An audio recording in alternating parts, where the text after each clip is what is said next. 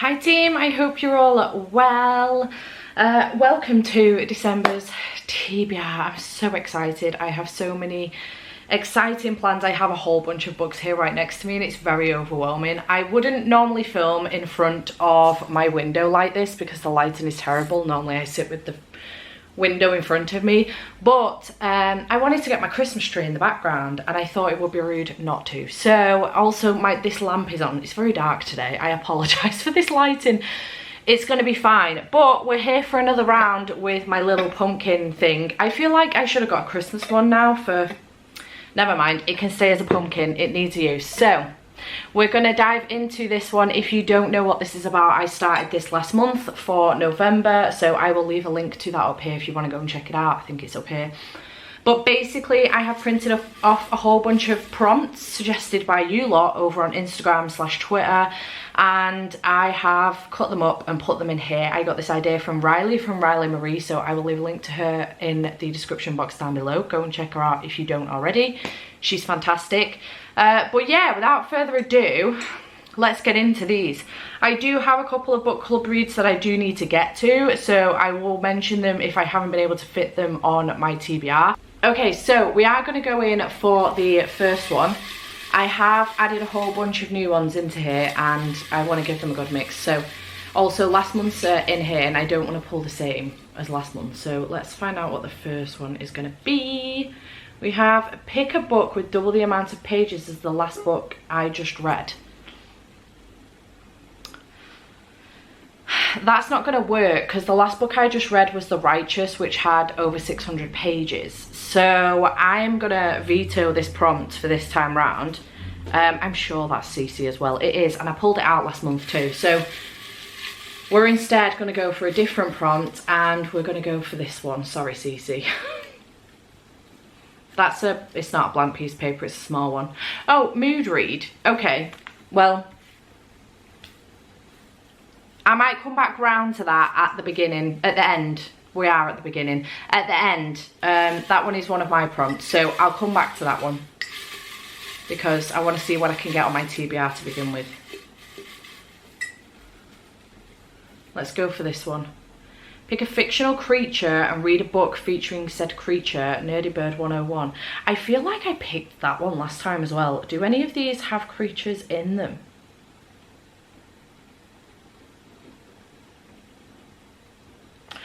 You know what does have a fictional creature in it? Well, you know what? I'm going to say it counts because it's my game, my rules.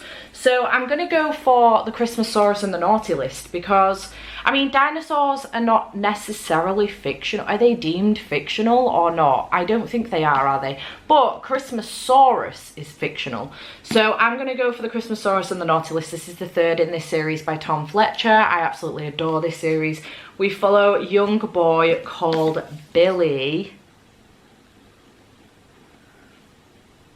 William. Close. William Trundle, and we follow his dad and we follow this mean girl in town who moves in. She's called... I can't remember her name, but we follow a whole bunch of kids in this series and we're following Santa and his Christmasaurus. Basically, William finds an egg.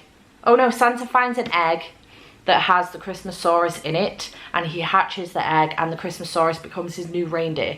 And then one day William ends up seeing the Christmasaurus and Santa and they go on adventures and it's really good. And I'm excited for this one because I really enjoy this series. It is middle grade, it's heavily illustrated and I'm keeping hold of these. I've just got Thomas the tiny kids one. It's not a tiny one, it's like, you know, the large ones, the paperback ones. But the Christmasaurus version, I've just got him that one. So he took that home with him the other day. But I am collecting these and keeping them for Thomas for when he's older. So this is going to be my first one with a fictional creature. So excited for that. Book number 3. Let's go for this one. A book with one of your favourite things on the cover by Rinny Ricketts. Okay. Yeah, I'm going to go for this one. So we have A Merry Little Meet Cute by Julie Murphy and Sierra Simone. This is a tentative Cliterature book club pick. The actual book club pick for Cliterature is this book, which is called Regifted, I think. And it is very short novella. I think it's literally about 50 pages. And we are reading that one, and that's the one we're going to have a proper discussion for with Gav and Jade. But this is kind of like a buddy read that Cliterature Book Club are going to do as well, because everyone really fancied reading this one. So we have tentatively picked this one as well, and I really want to get to this one. This says on the back, when B. Hobbs takes the lead in a squeaky clean romantic Christmas movie, there are only 3 rules. Number 1, don't get involved with anyone on set. Number 2, don't tell anyone what you do for a living. Number 3, definitely don't get involved with anyone on set. 3B, seriously. Now she's filming in Christmas Notch, a small town with Christmas trees and festive tunes all year round, but B's got a secret identity to hide and it's not family friendly, and her co-star, Nolan Shaw, an ex-boyfriend member, infamous for his own X-rated antics, not only knows about it, but is secretly her biggest fan. When things start to heat up on set, B and Nolan must keep this steamy affair under wraps or risk ruining everything. And this does have like plus size main character in it as well, which I'm really excited for. And I have read Julie Murphy and Sierra Simone separately, so I am hyped for this. Favourite things on the cover: Christmas trees, snow, in general movies, and just, you know, this entire cover is beautiful. I am obsessed. Okay, so second book on my TBR, the prompt has been pulled. I've not picked mood read book yet, so let's go for the 4th prompt of this one. A book that has something to do with your birth month on the cover, branching pages. I pulled this one last month as well, but I'm going to go with it again on the basis that I really want to add this book, to my TBR of Birthday Girl by Penelope Douglas, because it's my birthday in December and I really want to read this book during my birth week. Birthday week, same thing. So I'm going to give this one a go. I know nothing about this, but I don't think have I read Penelope Douglas before? Oh yeah, I have, Punk 57. So this is following both Jordan and Pike. Jordan, he took me in when I had nowhere else to go. He doesn't use me, hurt me, or forget about me. He doesn't treat me like I'm nothing, take me for granted, or make me feel unsafe. He remembers me, laughs with me, and looks at me. He listens to me, protects me, and sees me. I can feel his eyes on me over the breakfast table, and my heart pumps so hard when I hear him pull on the driveway after work. I have to stop this, it can't happen. My sister once told me there are no good men, and if you'll find one, he's probably unavailable. Only Pike Lawson isn't the unavailable one, I am. Pike. I took her in because I thought I was helping. She's cooked a few meals and cleaned up a little. It was an easy arrangement. As the days go by though, it's becoming anything but easy. I have to stop my mind from drifting to her and stop holding my breath every time I bump into her in the house. I can't touch her and I shouldn't want to. The more I find my paths crossing hers, though, the more she's becoming a part of me. But we're not free to give into this. She's 19 and I'm 38, and her boyfriend's father. Fortunately, they both just moved into my house. So I know that this gets a lot of stick for the age gap, and also forbidden romance. However, I am totally here for it. She's of legal age. She certainly is in this country anyway. 19 is of legal age. So I am very excited about this one. I'm looking forward to it, and I'm glad that I've managed to get it on my TBR. I was going to pick this one as mood read if it didn't have a chance to come up elsewhere, so I can pick another mood read now, which is exciting. Book number 5. Oh, hang on. Let me put that there so I know what I'm picking. Book number 5. This one. Anything with plants or greenery on the cover from Starless B. Ooh, okay. What do I have? I mean, I've got loads of Christmas ones, so that would count. Okay, so I think I'm going to go for A Cross Country Christmas by Courtney Walsh. This cover is absolutely stunning and I'm obsessed with it. On the back it says, Lauren Richmond isn't a fan of Christmas. which is why she rarely makes the trip home to Midwest for the holidays. After all, she has plenty to keep her busy, namely her duties as set decorator on a TV sitcom. But this December, Lauren's brother and his wife are expecting a baby, so her brother arranges a ride home for her with his good friend Will. Unfortunately for Lauren, she's been trying to forget college baseball coach and childhood crush Will Sinclair for more than 10 years. Now, thanks to her fear of flying, she's stuck in a car with him from California to Illinois. She's circumspect and organised. He's flirty and spontaneous. She's convinced that people don't change. She's trying to prove to her and himself that he has. On this cross-country road trip, they'll both discover that history doesn't exactly repeat itself, but like any good Christmas carol, it does have a second verse. This isn't very long at all. It's less than 300 pages. I think it's less than 250.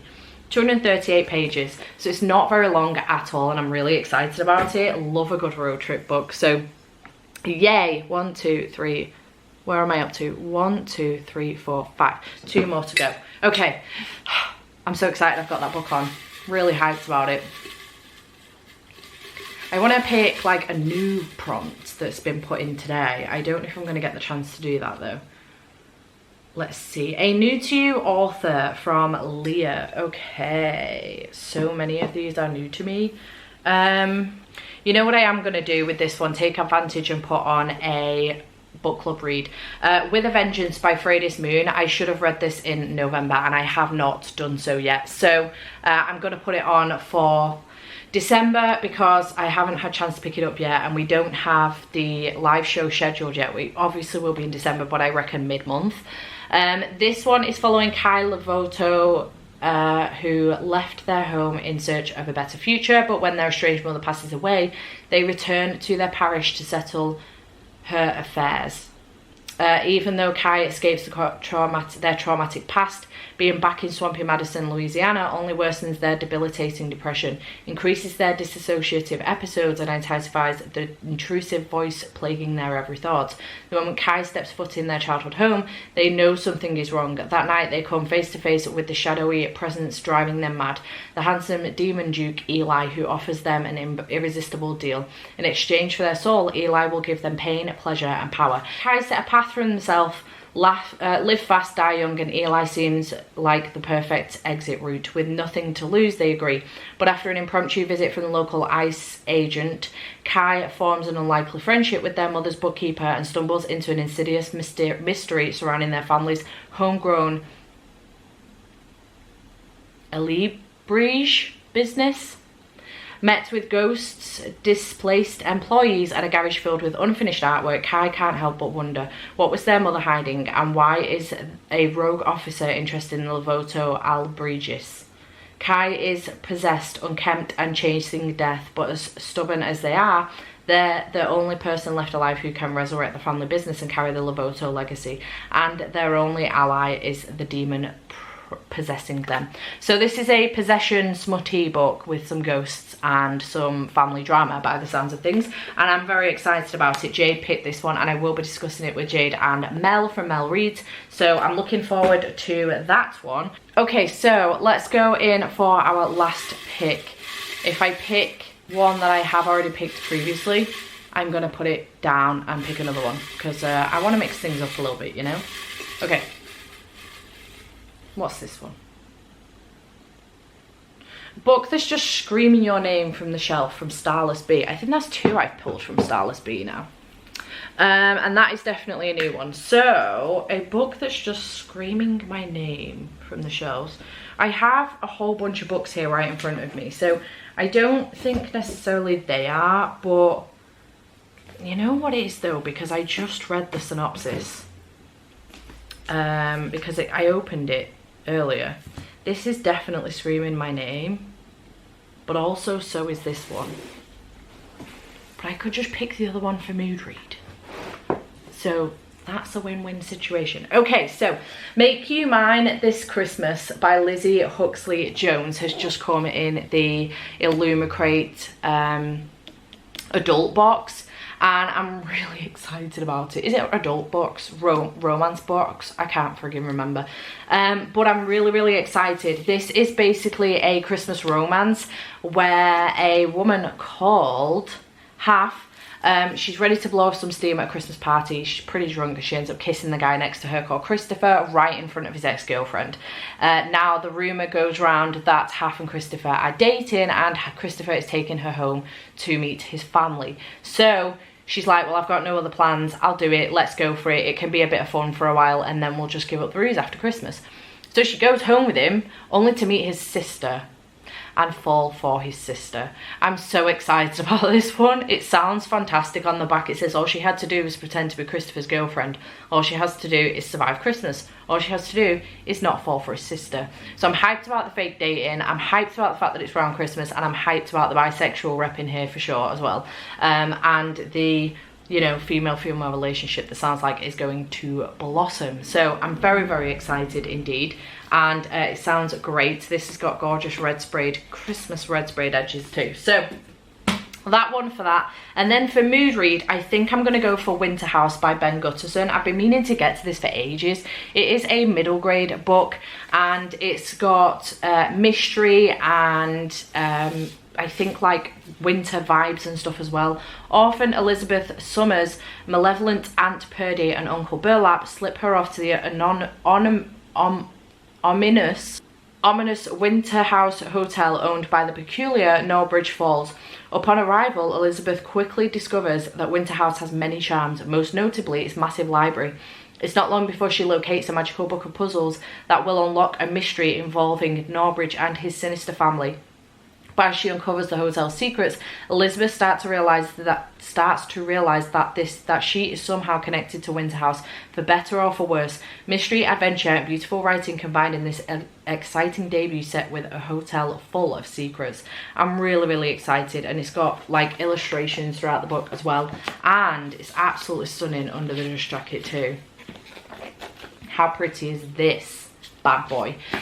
So yeah, I'm excited to get a middle grade on here. So I have many Christmas books on my TBR, which I'm hyped for. We have Festive Readathon, which I will be taking part in from the 10th to the 11th, but I actually think I'm going to try and do a Kindle Unlimited Festive Readathon surrounding that. Try and read as many Kindle Unlimited Christmas books as I can. So these will not be privy to that, which is awesome. I don't know who I think I am. So this is my TBR stack, which I'm really happy about. I'm not gonna lie, I managed to get loads of Christmas reads on here. I'm so hyped about it. So we've got Winter House for mood read. We have the Christmasaurus and the Naughty List. I nearly ended up on the Naughty List, taking the tree out, for a book with a fictional creature. Then we have Merry Little Meet Cute for something with some of my favourite things on the cover. We have Birthday Girl by Penelope Douglas for something relating to my birth month. It's my birth month in December. I will be a birthday girl. Ta-da! Then we have a Cross Country Christmas by Courtney Walsh. Sorry, Courtney. For a book that has anything with plants or greenery on the cover. We have With a Vengeance by Freydis Moon for a new to you author. Forgot the prompt for a minute then. And then we have Make You Mine This Christmas by Lizzie Huxley Jones for a book that's just screaming my name from the shelf. So this looks like a really nice stack. It's large, considering I don't plan on reading any of these for Festive Readathon. I mean, to be fair, Cross Country Christmas Thingamajig is actually a Kindle Unlimited book. I just really love the cover so much that I wanted to buy a physical copy. So in theory, I could read that during that weekend, and it's short. But yeah, I'm very excited, very happy. As always, thank you so much for your prompt ideas. I do appreciate it. So just a couple more books, just one more book, I think. Other than Regifted, which I mentioned earlier, I do need to read that one, which is a Kindle Unlimited book, so I can read during Festive Readathon, potentially. Maybe not, we'll see. But the only other book that I do need to get to is Hummingbird Salamander by Jeff Vandermeer. I was hoping to read this in November and I didn't quite get to it. So I do need to read this one for JPEG's Book Club, which is a Patreon book club that myself, Jade, Gav and Pris host together for our patrons, and do a live show at the end of the 2-month period, because it's bi-monthly. And this is the book that we are picking. It's following a security consultant and former wrestler Jane Smith, who receives an envelope with a key to a storage unit that holds a taxidermied hummingbird and clues leading her to a taxidermied salamander. Sylvina, the dead woman who left the note, was a reputed eco-terrorist and the daughter of an Argentinian industrialist. By taking the hummingbird from the storage unit, Jane sets in motion a series of events that quickly spins beyond her control. Soon, Jane and her family are in danger, with few allies to help her make sense of the true scope of the peril. Is the only way to safety to follow in Sylvina's footsteps? Is it too late to stop? As she desperately seeks answers about why Sylvina contacted her, time is running out for her and possibly the world. Hummingbird Salamander is Jeff Vandermeer at his brilliant cinematic best, wrapping profound questions about climate change, identity, and the world we live in to a tightly plotted thriller full of unexpected twists and elaborate conspiracies. I am looking forward to this one. I have, however, DNF'd Annihilation by Jeff Vandermeer in the past, and it was partially his writing style, so I'm not sure how well I'm going to get on with this one, but the plot sounds fantastic and I am really looking forward to it. So fingers crossed that I do enjoy this one. I'm not going into it planning on DNFing it by any means, but it is a possibility, so there is that one to add on as well. Just one more thing I am going to mention. It's highly unlikely I'm going to get to this, but I would like to finish Babel before the end of the year. I don't think it's going to happen. I am only 133 pages in, so it's not likely to happen, but if I can sort myself out and try and read like 50 pages a day or something, I might be able to get through it. So we'll see what happens with that, but not bloody likely. And then one more that I did just forget about until just now, you were sat on it, so I've had to move you about a little bit, I do apologise for that, is The Undertaking of Heart and Mercy by Megan Bannon. This is my book club buddy read for Patreon. And I totally forgot. Again, was meant to get to this in November, but have not done so, and I need to get to it. We're following both Heart and Mercy.